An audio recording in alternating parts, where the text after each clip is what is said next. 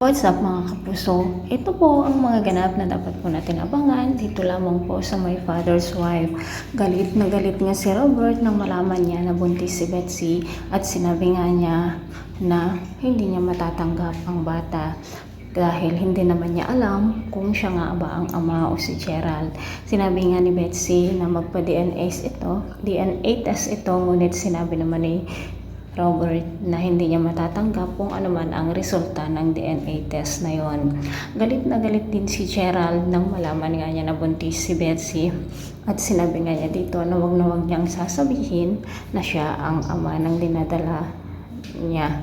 Samantala, hindi naman maipaliwanag ang galit ni Gina nang malaman din niya na buntis si Betsy at sinabi nga niya na hindi niya matatanggap ang bata kung si Robert man ang ama o kaya si Gerald dahil nga sa abot langit ang galit ni Gina dito kay Betsy mga kapuso. Hindi nga alam ni Betsy ang kanyang gagawin dahil nga ayaw naman tanggapin ni Robert ang kanyang nasa sinapupunan. Sinabi pa naman ni Susan na siya ang magiging alas nito.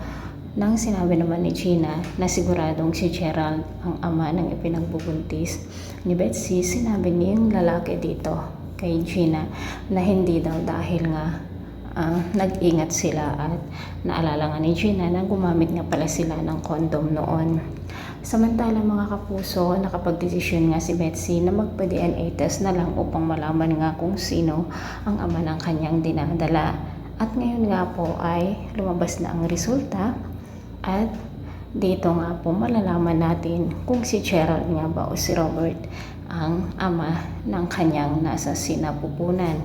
Mga kapuso, sa palagay ninyo, sino kaya ang ama? Sigurado pag si Robert ang ama, sigurado na muli na namang magugulo ang kanilang pamilya dahil hindi naman matitiis ni Robert na hindi tanggapin ang bata dahil nga gusto rin niyang magkaanak para may kapatid nga si Gina. Ngunit napakahirap naman ang kalagayan ng bata kapag lumabas, no?